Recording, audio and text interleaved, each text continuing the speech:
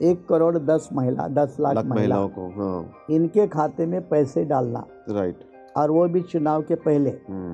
तो भारत के चुनाव प्रक्रिया में ये एक नया पाइंडा स्थापित हो रहा है कि लोगों के जिंदगी से जुड़े मामलों के लेकर कोई काम मत करिए, बिल्कुल, सिर्फ जब चुनाव आएगा हाँ, तो वोटरों के खाते में डायरेक्ट पैसा डालिए।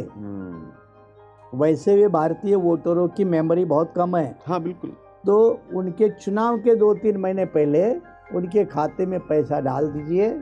ये सीधा सीधा SIR अगर वोट चोरी है तो इस तरह के खाते में पैसे डालना ये वोटों की लूट है। वोटों की लूट है, बिल्कुल, ये वोटों की लूट है। बिहार के चुनाव में हम देख रहे हैं कि चुनाव से जस्ट पहले 1 करोड़ 10 लाख महिलाओं के खाते में 10,000 रुपये भेज दिए गए सरकार के द्वारा, और बीजेपी और पीएम मोदी इतने ज़्यादा बिहार चुनाव को लेकर सीरियस है कि उन्हें लगता है कि अगर ये चुनाव हार जाएंगे तो डेफिनेटली उसका असर सेंटर पे पड़ेगा, उनके यहाँ पीएम की पोस्ट खतरे में है। इसलिए हमने देखा कि SIR वहाँ पे लगा, स्पेशल इंटेंसिव रिवीजन, काफ़ी लोगों के वोट डिलीट हुए, सुप्रीम कोर्ट में मामला गया, सुप्रीम कोर्ट ने फिर कहा कि आधार को भी प्रमाण मान लिया जाए, तो उसके बाद कुछ वोट एडिशंस भी हुए। तो आप किस तरह से इस बिहार चुनाव को देख रहे हैं? मतलब 20 साल का शासन नीतीश कुमार जी का है, नीतीश कुमार जी को सीएम पद का उम्मीदवार घोषित नहीं किया बीजेपी ने, और बीजेपी चाहती है कि वहाँ पर भी अपना सीएम बनाए। किस तरह से देखते हैं आप बिहार की पॉलिटिक्स को? 2-3 मुद्दे यहाँ गहराई में जाने की ज़रूरत है, जो आम लेवल पे पेपरों में आते हैं उसके उस पार जाकर, उसके और आगे जाकर देखने की ज़रूरत है। नंबर 1, बिहार बीजेपी के लिए प्रतिष्ठा का मुद्दा है। एग्जैक्टली, जो आपने भी क्लैरिफाई किया। क्यों है? इसलिए क्योंकि SIR को लेकर जो बड़ी बोलबाला हुआ, चर्चा हुआ, वो बिहार का है। यहाँ से शुरू SIR की प्रोसेस शुरू होती है। आज तक चुनाव प्रणाली को लेकर कौन सी टीका होती थी कि मशीन में गड़बड़ है। बिल्कुल। अब कौन सी टीका है? वोटर लिस्ट में गड़बड़ है, उसमें एक्सक्लूजन और इंक्लूजन में गड़बड़ है। आपके फेवर वाले रखिए, अपोज वाले हटाइए, तो ये गड़बड़ है। मतलब चुनाव आयोग इसके चपेट में आ गया। अब तीसरी बात जो स्ट्रैटेजी लेवल पे मैंने जो कह रहा हूँ, अभी कहने जा रहा हूँ कि बीजेपी के लिए चुनाव टाइट तो होगा, क्योंकि वैसे भी एंटी इनकम्बेंसी है इनकी, 20 साल की है। लेकिन आपने जो जिक्र किया 1 करोड़ 10 लाख महिलाओं को, इनके खाते में पैसे डालना, राइट, और वो भी चुनाव के पहले। तो भारत के चुनाव प्रक्रिया में ये एक नया पाइंडा स्थापित हो रहा है कि लोगों के जिंदगी से जुड़े मामलों के लेकर कोई काम मत करिए, बिल्कुल, सिर्फ जब चुनाव आएगा तो वोटरों के खाते में डायरेक्ट पैसा डालिए। वैसे भी भारतीय वोटरों की मेमोरी बहुत कम है, हाँ, बिल्कुल, तो उनके चुनाव के 2-3 महीने पहले उनके खाते में पैसा डाल दीजिए।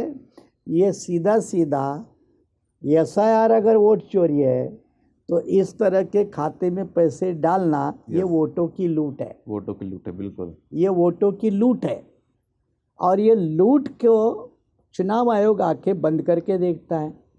न्यायपालिका इसमें भी कभी सू मोटो हस्तक्षेप नहीं करती, या अगर किसी ने पिटीशन डाला तो उसके बारे में कोई कॉन्क्रीट या कंस्ट्रक्टिव दृष्टिकोण नहीं रखती है। तो एक तरह भारत का प्रजातंत्र, इसकी चुनाव प्रणाली हाशिए पर है। इस तरह का अगर बेबाक तरीके से विधान किया गया तो कोई गलत नहीं होगा, ये एक बात है। दूसरी बात, नीतीश कुमार अब 20 साल से इधर उधर अपना जमा रहे, आजकल सेहत का भी उनका मामला है। वैसे बीजेपी ने नीतीश को सब्स्टिट्यूट करके सुशील मोदी को तैयार किया था, लेकिन बेचारे सुशील मोदी तो बीजेपी के जल्दी चले गए, इसलिए वो स्पेस खाली हो गई। लेकिन अब बीजेपी ये चाहेगी कि बीजेपी के ही इतने एमएलए चुनकर आए कि नीतीश की जरूरत ना पड़े। नंबर 1।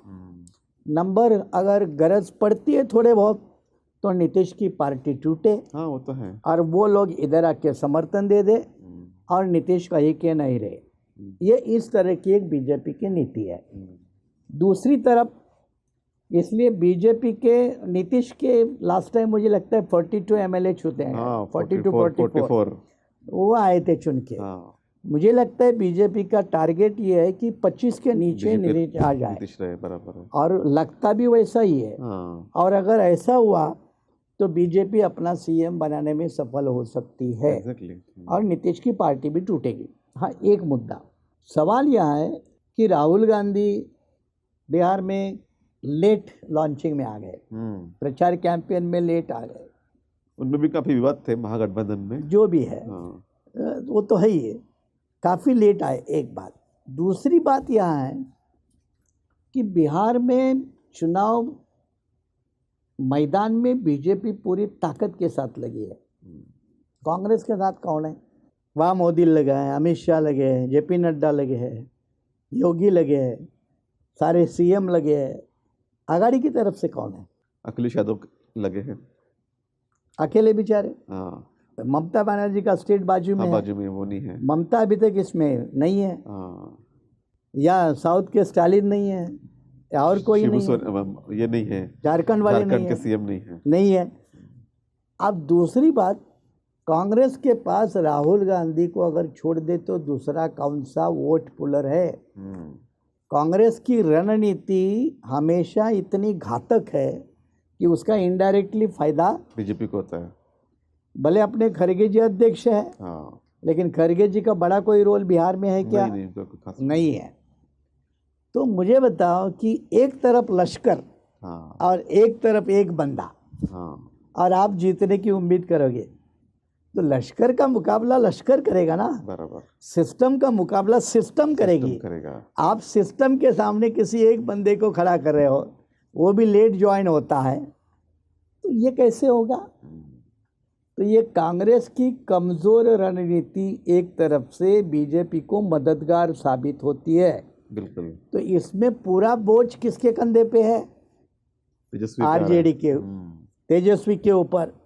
अब वो तेजस्वी बेचारा अपने कंधे पर किसका बोझ उठाएगा? हाँ एक तो उनके फादर का बोझ है, जंगल राज वाला है ही नहीं, एक अलग बात है, लेकिन नैरेटिव तो बन चुका। हाँ उसका बोझ उनके कंधे पे है। दूसरा, कांग्रेस का परफॉर्मेंस लास्ट टाइम में क्या था? हाँ काफी कम था और काफी सीटें ली थी, 70 में से 19 सीटें मिली बराबर। उनको। तो वो भी बोझ एक तरह से तेजस्वी अपने यादव के ऊपर है, आरजेडी के नेता के ऊपर है। तीसरी बात, गठबंधन की प्रक्रिया एक तरफ से जैसे एमआईएम सीमांचल एरिया में, मुस्लिम एरिया में नुकसान पहुंचाएगी। बिल्कुल। फिर छोटे मोटे दल है, बीएसपी जैसे लोग है, बीएसपी जैसे लोग है, ये तो वोट किसके काटेंगे?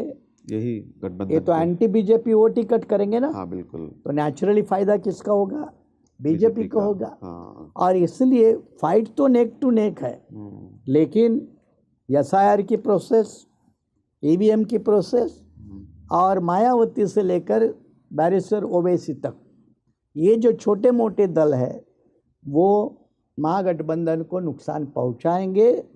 अब इसके बीच में से तेजस्वी यादव अगर नैया पार कर लेता है तो बिहार में एक नया इतिहास बन सकता है। बिल्कुल, बिहार में एक नया इतिहास बन सकता है। पिछले चुनाव में जब मैं कवरेज कर रहा था तो मैंने देखा था कि तेजस्वी यादव ने अच्छा कैंपेन भी किया था, लगभग 78 सीटें उनको मिली थी, और महज 3-4 सीटों से वो पीछे रह गए थे इसके लिए, बहुमत के लिए। लेकिन मेरा सवाल एक यहाँ पे है कि आपने जैसा जिक्र किया कि इस समय वोटों का डिलीशन शुरू है और सुप्रीम कोर्ट भी आंखें मूंदे है, चुनाव आयोग भी बिल्कुल आंखें मूंदे है, तो लोकतंत्र खतरे में है। तो ये बीजेपी के समय ही इस तरह का लोकतंत्र इतना ज़्यादा खतरे में है, या कांग्रेस समय में भी इस तरह का कोई आपने देखा? क्योंकि उस समय तो हमने देखा कि टीएन शेषन भी इलेक्शन कमिश्नर थे, उन्होंने काफ़ी एग्रेसिवली रोल अदा किया। इवन घनश्याम साहब का पहला चुनाव जो इटावा में था, वो तो बूथ कैप्चरिंग का जब इशू था तो उन्होंने री इलेक्शन का भी ऑर्डर दिया था। तो आप किस तरह से कंपैरिजन करते हैं दोनों शासन के?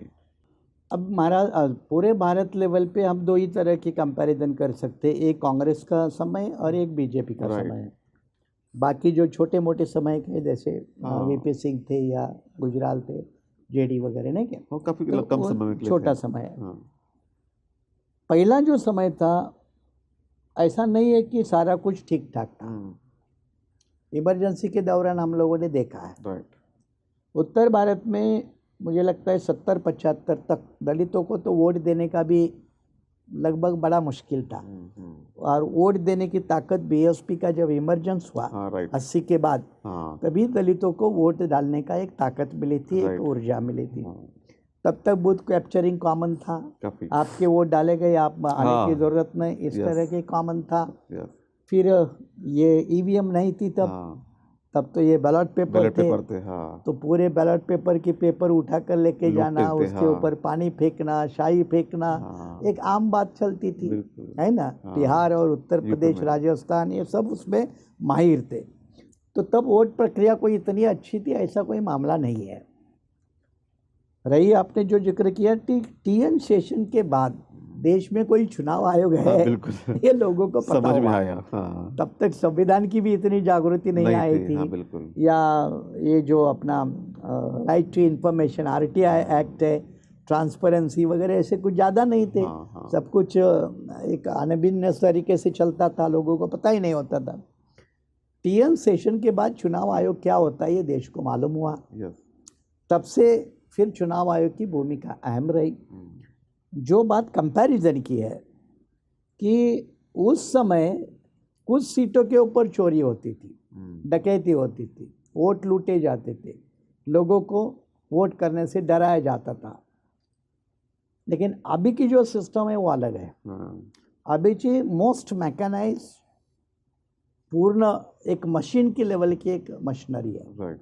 उसमें मीडिया है और उसमें सरकार की भूमिका है। राइट। और फिर इन तीनों के साथ बड़ा योगदान देने वाला कारपोरेट है, हाँ, जो फंडिंग करता यस, है। फंडिंग करता है। चाहे वो इलेक्ट्रल बॉन्ड का मामला क्या समझ आप वो जानते हैं, सुप्रीम कोर्ट ने उसको खारिज किया। तो अभी का जो टेक्निक है वो ज़्यादा खतरनाक है। मतलब पहले में अगर 100 सीटें हैं तो 10-20 सीटों के ऊपर आप वोट चोरी कर रहे, बूथ लूट रहे, ये होता था। यस। अब यहाँ पूरा स्टेट का स्टेट हाईजैक हो रहा है। राइट। यहाँ जो राहुल गांधी का जो आर्ग्यूमेंट है हरियाणा के चुनाव को लेकर, ये एक बात सही है कि हरियाणा कांग्रेस की गुटबाजी के कारण भी वो हारे। बिल्कुल। शैलजा जाट लॉबी इनके गुट के कारण हारे। उसमें से शायद उबर सकते तो जो जीत भी सकते थे।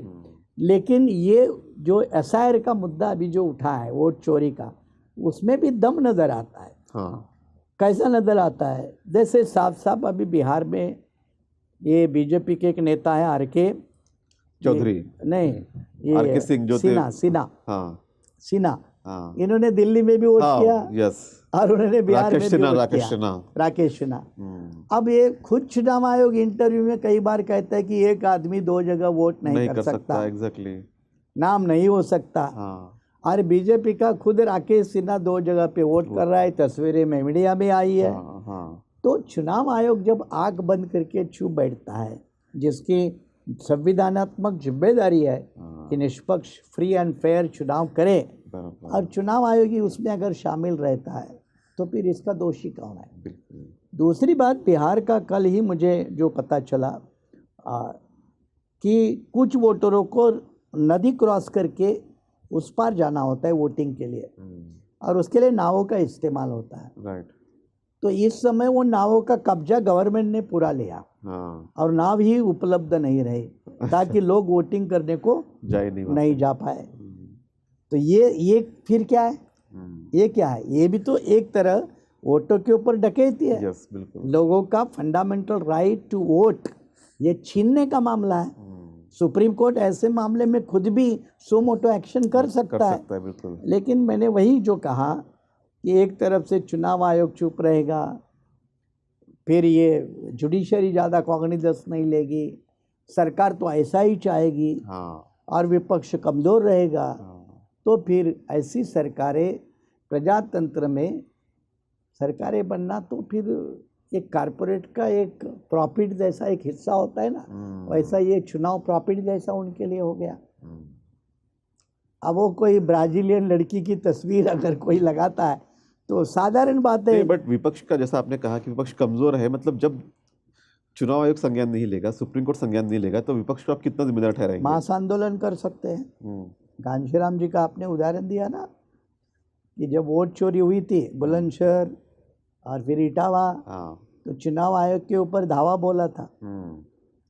विपक्ष में कई नेता, पार्टियों के नेता ये बीजेपी से, ईडी, सीबीआई से डरते हैं। ऑब्वियसली। इन्होंने पहले वो डर मन में निकालकर जेल के सामने खड़े होकर सरकार को चुनौती देने की ज़रूरत है कि जेल हमारे लिए कौन सी बड़ी बात है। यस।